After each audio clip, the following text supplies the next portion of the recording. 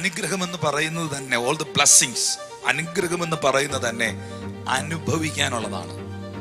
അതാ പത്രോസ് പറഞ്ഞത്, നിങ്ങൾ അനുഗ്രഹം അനുഭവിക്കേണ്ടവരാകയാൽ അനുഗ്രഹിക്കുന്നവരായിരിക്കും.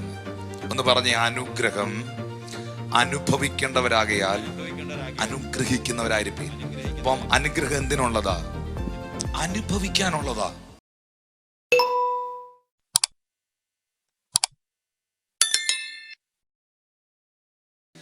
35-ാമത്തെ സങ്കീർത്തനം 27-ാമത്തെ വാക്യം, എന്റെ നീതിയിൽ പ്രസാദിക്കുന്നവർ ഘോഷിച്ചാനന്ദിക്കട്ടെ. തന്റെ ദാസന്റെ ശ്രേയസിൽ പ്രസാദിക്കുന്ന യഹോവ മഹത്വമുള്ളവൻ എന്നിങ്ങനെ അവരെപ്പോഴും പറയട്ടെ. Let them shout for joy and be glad that favor my righteous case. Yeah, let them say continually, let the Lord be magnified, which has pleasure in the prosperity of his servant. തന്റെ മക്കളുടെ പ്രോസ്പെരിറ്റിയിൽ, തന്റെ മക്കളുടെ ശ്രേയസിൽ, തന്റെ ദാസന്മാരുടെ പ്രോസ്പെരിറ്റിയിൽ, തന്റെ ജനത്തിന്റെ അനുഗ്രഹത്തിൽ, തന്റെ ജനത്തിന്റെ അഭിവൃദ്ധിയിൽ പ്രസാദിക്കുന്ന, സന്തോഷിക്കുന്ന യഹോവ മഹത്വമുള്ളവൻ എന്നിങ്ങനെ അവരെപ്പോഴും പറയട്ടെ. Thank you Lord Jesus. ദൈവമക്കളെ, ഞാൻ ഇങ്ങനെ പറയട്ടെ, എന്നിലും നിങ്ങളിലും നിങ്ങളുടെ കുടുംബത്തിലും സംഭവിക്കേണ്ടത് ദൈവത്തിന്റെ ഇഷ്ടമാണ്.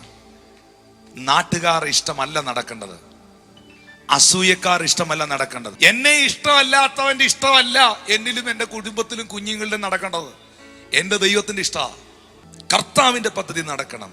യേശുക്രിസ്തു തൻ്റെ പരസ്യ ശുശ്രൂഷ കാലയളവിൽ ശിഷ്യന്മാർ കർത്താവിനോട് ആവശ്യപ്പെട്ടു ഇങ്ങനെ, കർത്താവേ, യോഹന്നാൻ തൻ്റെ ശിഷ്യന്മാരെ പ്രാർത്ഥിക്കാൻ പഠിപ്പിച്ചതുപോലെ ഞങ്ങളെയും പ്രാർത്ഥിക്കാൻ പഠിപ്പിക്കണേ. The model of prayer. ആ പ്രാർത്ഥന നിങ്ങളൊന്ന് ശ്രദ്ധിക്കണം. മത്തായിയുടെ സുവിശേഷം 6-ാം അധ്യായം 9-10 വാക്യങ്ങൾ എല്ലാവരും വായിക്കണം. ബൈബിളിലെ വചനമാ, വായിക്കണം എല്ലാവരും. മത്തായി 6:9-10. നിങ്ങൾ ഇവണ്ണം പ്രാർത്ഥിപ്പീൻ: സ്വർഗസ്ഥനായ ഞങ്ങളുടെ പിതാവേ, നിന്റെ നാമം വിശുദ്ധീകരിക്കപ്പെടണമേ, നിന്റെ രാജ്യം വരേണമേ, നിന്റെ ഇഷ്ടം സ്വർഗത്തിലെ പോലെ ഭൂമിയിലും ആകണമേ. ഞങ്ങൾക്ക് ആവശ്യമുള്ള ആഹാരം ഇന്ന് തരേണമേ. ഞങ്ങളുടെ കടക്കാരോട് ഞങ്ങൾ ക്ഷമിച്ചിരിക്കുന്നത് പോലെ ഞങ്ങളുടെ കടങ്ങളെ ഞങ്ങളോട് ക്ഷമിക്കണമേ. ഞങ്ങളെ പരീക്ഷയിൽ കടത്താതെ ദുഷ്ടങ്കിൽ നിന്ന് ഞങ്ങളെ വിടുവിക്കണമേ. രാജ്യവും ശക്തിയും മഹത്വവും എന്നേക്കും നിനക്കുള്ളതല്ലോ. ആമേൻ. Praise the lord. അവിടുത്തെ നാമം വിശുദ്ധീകരിക്കപ്പെടണം, അവിടുത്തെ രാജ്യം വരണം, അവിടുത്തെ ഇഷ്ടം സ്വർഗത്തിലെ പോലെ ഭൂമിയിലും നടക്കണം, സ്വർഗത്തിലെ പോലെ ഭൂമിയിലും ആകണം. ഞാൻ പറയട്ടെ, ഈ വചനം ഞാൻ പറയുമ്പം പലപ്പോഴും പറയുന്നൊരു സ്റ്റേറ്റ്മെന്റ് ഉണ്ട്. യേശുക്രിസ്തു ഈ ഭൂമി വന്നത് രണ്ട് കാര്യങ്ങൾക്ക് വേണ്ടിയാണ്. സുവിശേഷത്തെ മുഴുവൻ ഒന്നാക്കിക്കൊണ്ട്, 2 പദമാക്കിക്കൊണ്ട് ഞാൻ പറയാം. യേശു ഈ ഭൂമിയിൽ വന്നതും യേശുക്രിസ്തു നിങ്ങളിൽ വന്നതും 2 കാര്യത്തിന് വേണ്ടിയാണ്. ഒന്ന്, നിങ്ങളുടെ വീട്, ഇന്ന് നിങ്ങൾ പാർക്കുന്ന ഭവനം ഒരു സ്വർഗമാക്കാൻ. 2, സ്വർഗം നിങ്ങളുടെ ഭവനമാക്കാൻ. സ്വർഗം നിങ്ങളുടെ വീടാക്കാനും നിങ്ങളുടെ വീട് ഒരു സ്വർഗമാക്കാനുമാ യേശു ഈ ഭൂമിയിൽ വന്നതും നിങ്ങളിൽ വന്നതും. അതുകൊണ്ട് സ്വർഗത്തിലെ പോലെ ഭൂമിയിലുമാകണം. സ്വർഗീയമല്ലാത്തതൊന്നും ഈ ഭൂമിയിൽ എനിക്ക് വേണ്ട കർത്താവേ. സ്വർഗം ഒരുക്കിയതെല്ലാം എൻ്റെ വീട്ടിൽ വെളിപ്പെടണം. കാരണം ഞാൻ ഇന്നെടുത്ത വാക്യം വളരെ ശ്രദ്ധേയമായ ഒരു വചനമാണ്. അവൻ്റെ ദിവ്യശക്തി നമ്മുടെ ജീവനും ഭക്തിക്കും വേണ്ടതെല്ലാം ദാനമായി തരും. ജീവനും ഭക്തിക്കും വേണ്ടതെല്ലാം. യേശു എൻ്റെ ഭൗതിക വിഷയത്തിൻ്റെയും ദൈവമാ, യേശു എൻ്റെ ആത്മീയ വിഷയത്തിൻ്റെയും ദൈവമാ. എത്ര പേര് അതിന് ആമീൻ പറയാനുണ്ട്? എത്ര പേര് ഇത് എഴുതി വെക്കാനുണ്ട്? എത്ര പേര് അതിനെ അംഗീകരിക്കുന്നുണ്ട്? അംഗീകരിക്കുന്നവർ അവരുടെ ജീവിതത്തിൽ അത് അനുഭവിക്കട്ടെ യേശുവിൻ നാമത്തിൽ. ഹല്ലേലൂയ. ലൂക്കോസിന്റെ സുവിശേഷം 22-ാം അധ്യായത്തിന്റെ 35-ാമത്തെ വാക്യത്തിലേക്ക് വരുമ്പോൾ യേശു കർത്താവ് ശിഷ്യന്മാരോട് പറയുകയാണ്, ഞാൻ നിങ്ങളെ മടിശീലയും പൊക്കണവും ചെരുപ്പും കൂടാതെ അയച്ചപ്പോൾ വല്ല കുറവും ഉണ്ടായോ എന്ന് ചോദിച്ചതിന് ഒരു കുറവും ഉണ്ടായില്ലെന്ന് അവർ പറഞ്ഞു. And he said unto them, when I send you without purse and scrip and shoes, lacked you anything? Lacked you anything? And they said, nothing, sir. Purse ഇല്ലാതെ, ഇംഗ്ലീഷിൽ പേഴ്സ് എന്നാണ് എഴുതിയിരിക്കുന്നത്, മലയാളത്തിൽ മടിശീല എന്ന് പറയുമ്പോൾ, പേഴ്സ് ഇല്ലാതെ, ചെരുപ്പില്ലാതെ ഞാൻ നിങ്ങളെ അയച്ചിട്ടും നിങ്ങൾ പോയെടുത്തോ, ചെന്നെടുത്തോ, നിന്നെടുത്തോ വല്ലോ എന്തെങ്കിലും കുറവ് നിങ്ങൾക്കുണ്ടായോ? ശിഷ്യന്മാരുടെ മറുപടി, നത്തിങ് ലോർഡ്, ഞങ്ങൾക്ക് ഒരു കുറവും ഒന്നിനും ഉണ്ടായില്ല. പേഴ്സ് ഇല്ലായിരുന്നു കയ്യിൽ, പൊക്കണമില്ലായിരുന്നു, ഇതൊന്നും ഇല്ലെങ്കിലും ഞങ്ങൾ എല്ലാ മേഖലകളിലും സമൃദ്ധിയായിരുന്നു, സന്തോഷമായിരുന്നു, ഒന്നിനും ഒരു കുറവും ഞങ്ങൾക്കുണ്ടായില്ല. ഈ മെസ്സേജ് കേട്ടുകൊണ്ടിരിക്കുമ്പോൾ എത്ര ദൈവമക്കൾ പറയും, പലരും ബുദ്ധിമുട്ടാണെന്ന് പറയുമ്പോഴും പലയിടത്തും തകർച്ച. സത്യമാ, അവർ പറയുന്നത് വളരെ കറക്റ്റ് കാര്യമാണ്. അതറിയണമെങ്കിൽ സമൂഹത്തിലോട്ടൊന്ന് ഇറങ്ങണം. മനുഷ്യൻ അനുഭവിക്കുന്ന കഷ്ടതകൾ, മനുഷ്യൻ അനുഭവിക്കുന്ന ബുദ്ധിമുട്ടുകൾ, മനുഷ്യൻ അനുഭവിക്കുന്ന ദുരിതങ്ങൾ വേദനാജനകമാണ്. കണ്ടു നിൽക്കാൻ കഴിയാത്ത രീതിയിലുള്ള പ്രതിസന്ധിയിലൂടെ ലോകം പോവുകയാണ്. അവർക്കെല്ലാം വേണ്ടി ദൈവം പ്രവർത്തിക്കട്ടെ. പക്ഷെ അതിന്റെ നടുവിലും നിങ്ങളിൽ എത്ര പേർക്ക് പറയാൻ കഴിയും, പലരും ബുദ്ധിമുട്ടാ, തകർച്ചയാ, പട്ടിണിയാന്നൊക്കെ പറയുമ്പോഴും എൻ്റെ വീട്ടിലും എൻ്റെ കുടുംബത്തിലും ഒന്നിനും ഒരു കുറവും വരുത്താതെ ഈ നിമിഷം വരെ എന്നെ നടത്തിയ ഒരു കർത്താവ് ജീവിക്കുന്നെന്ന് എപ്പോഴും ഓർക്കണം ദൈവമക്കളെ. നമ്മൾ എത്ര സമ്പന്നരാന്ന് പറഞ്ഞാലും, നമ്മൾ എത്ര ഉയർന്ന നിലവാരത്തിൽ ജീവിക്കുന്നവരാന്ന് പറഞ്ഞാലും, അതൊക്കെ നമ്മുടെ ജീവിതത്തിൽ നമുക്ക് അനുഭവിക്കാൻ കഴിയണമെങ്കിൽ, അതൊക്കെ നമ്മുടെ ജീവിതത്തിൽ എക്സ്പീരിയൻസ് ചെയ്യാൻ പറ്റണമെങ്കിൽ ദൈവം അനുവദിക്കണം.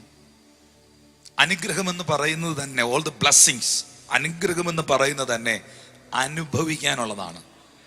അതാ പത്രോസ് പറഞ്ഞത്, നിങ്ങൾ അനുഗ്രഹം അനുഭവിക്കേണ്ടവരാകയാൽ അനുഗ്രഹിക്കുന്നവരായിരിക്കും.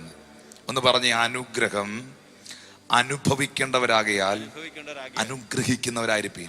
അപ്പം അനുഗ്രഹം എന്തിനുള്ളതാ? അനുഭവിക്കാനുള്ളതാ, അനുഭവിക്കാനുള്ളതാ. 107-ാം സങ്കീർത്തനം 38-ാമത്തെ വാക്യം പറയുന്നു, അവൻ അനുഗ്രഹിച്ചിട്ട് അവർ അത്യന്തം പെരുകി, അവരുടെ കന്നുകാലികൾ കുറഞ്ഞു പോകാൻ അവൻ ഇടവരുത്തിയില്ല. Also he blesses them and they multiply greatly. അവൻ അനുഗ്രഹിച്ചപ്പോൾ അവരത്യന്തം പെരുകി. അവിടെ ഒരു വലിയ മൾട്ടിപ്ലിക്കേഷൻ നടന്നു. My God is the God of multiplication. എൻ്റെ ദൈവം വർദ്ധനവിന്റെ ദൈവമാണ്. അവൻ അനുഗ്രഹിച്ചിട്ട് അവർ അത്യന്തം പെരുകി. അപ്പൊ ദൈവം അനുഗ്രഹിച്ച എന്ത് സംഭവിക്കും? വർദ്ധനവുണ്ടാകും.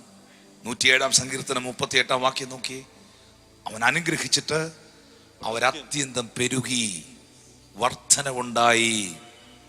ഹല്ലേലൂയ.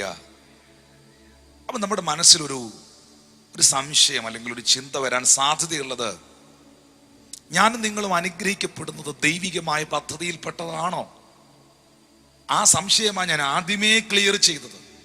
അവൻ നമ്മുടെ ജീവനും ഭക്തിക്കും വേണ്ടതെല്ലാം നമുക്ക് തരുന്നവനാണ്.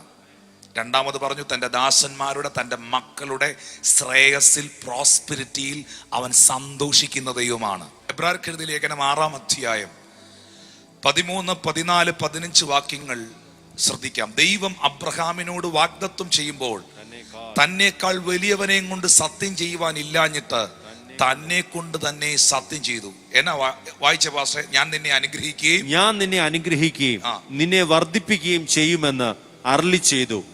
അങ്ങനെ അവൻ ദീർഘക്ഷമയോടിരുന്ന് വാഗ്ദത്ത വിഷയം പ്രാപിച്ചു. അബ്രഹാമിനോട് ദൈവം പറഞ്ഞു, ഞാൻ നിന്നെ അനുഗ്രഹിക്കുകയും ഞാൻ അനുഗ്രഹിച്ചാൽ നിനക്ക് വർദ്ധനവ്, നിന്റെ ജീവിതത്തിൽ വർദ്ധനവ് ഉണ്ടാകുകയും ചെയ്യുമെന്ന് പറഞ്ഞു. അത് സംഭവിച്ചായിരുന്നോ? അത് സംഭവിച്ചായിരുന്നോ എന്നറിയണമെങ്കിൽ ഉൽപ്പത്തി പുസ്തകം 12-ാം അധ്യായം 1-ാമത്തെ വാക്യം ഒന്ന് വായിച്ചേ. യഹോവ അബ്രഹാമിനോട് അരുളിച്ചത് എന്തെന്നാൽ, നീ നിന്റെ ദേശത്തെയും ചാർച്ചക്കാരെയും പിതൃഭവനത്തെയും വിട്ട് പുറപ്പെട്ട് ഞാൻ നിന്നെ കാണിപ്പാനിരിക്കുന്ന ദേശത്തേക്ക് പോക.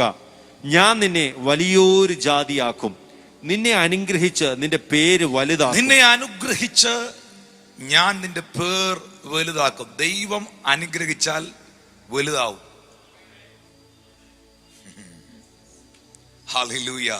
ദൈവം അനുഗ്രഹിച്ചാൽ വർധന ഉണ്ടാകും. 5 അപ്പവും 2 മീനും അവൻ കയ്യിലെടുത്താൽ അത് 5 അപ്പവും 2 മീനുമായി തുടരത്തില്ല. അതിനകത്ത് മൾട്ടിപ്ലിക്കേഷൻ നടക്കും. ദൈവത്തിന്റെ കരം തൊട്ടാൽ അതിൽ വർധനവുണ്ടാകും, അതിൽ വ്യത്യാസം ഉണ്ടാകും. അബ്രഹാമിനെ ദൈവം അനുഗ്രഹിച്ചിട്ട് പറഞ്ഞു, ഞാൻ നിന്റെ പേർ വലുതാക്കും. ദൈവം തമ്പുരാൻ നമുക്ക് വെച്ചിരിക്കുന്ന നന്മകളെ നമ്മളുടെ ഈഗോ കൊണ്ടും പ്രൈഡ് കൊണ്ടും ആവശ്യമില്ലാത്ത ചില ചിന്തകൾ കൊണ്ടും വിശ്വാസ ശൈലികൾ കൊണ്ടും നഷ്ടപ്പെടുത്തരുത്. തൊഴുകയോടെ ഞാൻ പറയുകയാണ്, സ്നേഹത്തോടെ ഞാൻ ചിലരോട് പറയുകയാണ്, ഒരമ്മ നല്ല ഭക്ഷണം, നല്ല ഫുഡ് വീട്ടിൽ ഒരുക്കി, ആ ഭക്ഷണം നിനക്ക് വേണ്ടി ഒരുക്കി ഇങ്ങനെ കാത്തിരിക്കുമ്പം എനിക്ക് ഇവിടുന്ന് ഒന്നും വേണ്ട എന്നും പറഞ്ഞ് ഇറങ്ങിപ്പോയി നീ പട്ടിണി കിടന്ന് വഴിയിൽ പോയി പഴവും നാരങ്ങ വെള്ളം കഴിച്ച് കറങ്ങി നടക്കരുത്. എല്ലാം മനസ്സിലാവുന്നുണ്ടോ?